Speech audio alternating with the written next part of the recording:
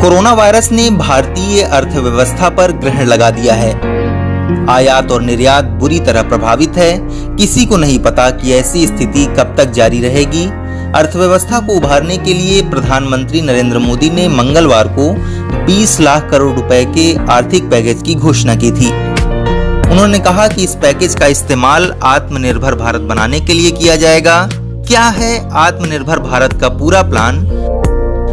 वित्त मंत्री निर्मला सीतारमण ने इस पर बुधवार को प्रेस कॉन्फ्रेंस की और पहले चरण में करीब 6 लाख करोड़ रुपए के पैकेज को विस्तार से बताया। इस वीडियो में हम आपको निर्मला सीतारमण की घोषणाओं को ही आसान भाषा में बिंदुवार बताने जा रहे हैं।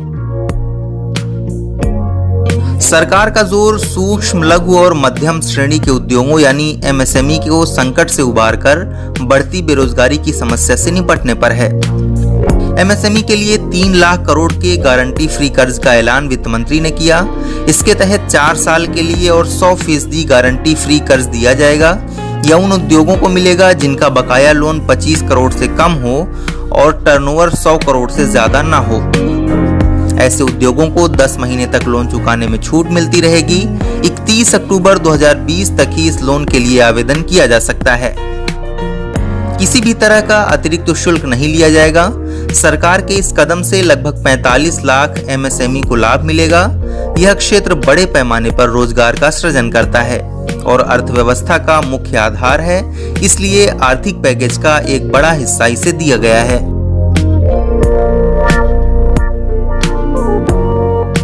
गैर बैंकिंग वित्तीय कंपनियों यानी एनबीएफसी के लिए 30,000 करोड़ रुपए की स्पेशल स्कीम शुरू की जाएगी। एनबीएफसी के साथ हाउसिंग फाइनेंस और माइक्रो फाइनेंस को भी 30,000 करोड़ से जोड़ा गया है। इनकी पूरी गारंटी भारत सरकार देगी।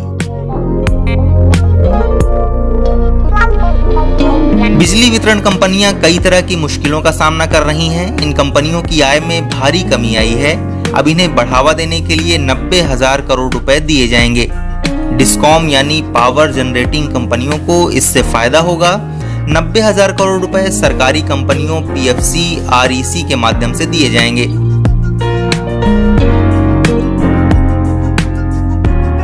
सरकार ने सभी सरकारी एजेंसियों जैसे रेलवे, रोडवेज के कॉन्ट्रैक्ट में 6 महीने का एक्सटेंशन देने का फैसला किया है। इन 6 महीने के दौरान ठेकेदार को बिना शर्त के राहत दी जाएगी। वे इस दौरान अपना काम पूरा कर सकेंगे। ठेकेदार को जो आंशिक सिक्योरिटीज देते हैं उसे वापस किया जाएगा।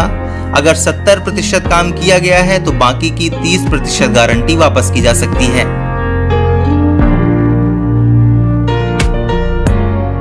सभी फर्म और कंपनियां जहां 100 से कम कर्मचारी काम करते हैं और कर्मचारियों की सैलरी 15,000 से कम है तो उनके पीएफ का पैसा सरकार भरेगी। इसके लिए लगभग 2500 करोड़ रुपए खर्च किए जाएंगे। सरकार ने ईपीएफ में कंट्रीब्यूशन को 3 महीने के लिए आगे बढ़ाया है। अब अगस्त तक ईपीएफ में सरकार मदद करेगी। कंपनियां कर्मचारियों के पीएफ में अपना हिस्सा 12% की जगह 10% कर सकती हैं।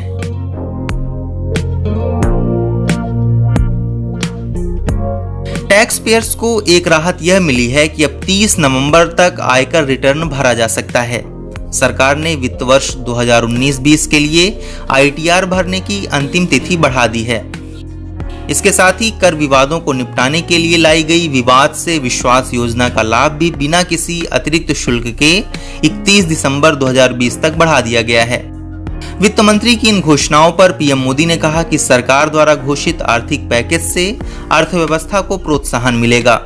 इन कदमों से नकदी बढ़ेगी, उद्यमियों को सशक्त किया जा सकेगा और उनकी प्रतिस्पर्धा क्षमता बढ़ाई जा सकेगी।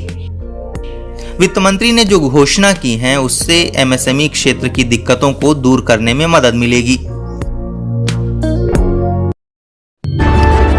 जज्बा सच का लिए, सच दिखाते हैं।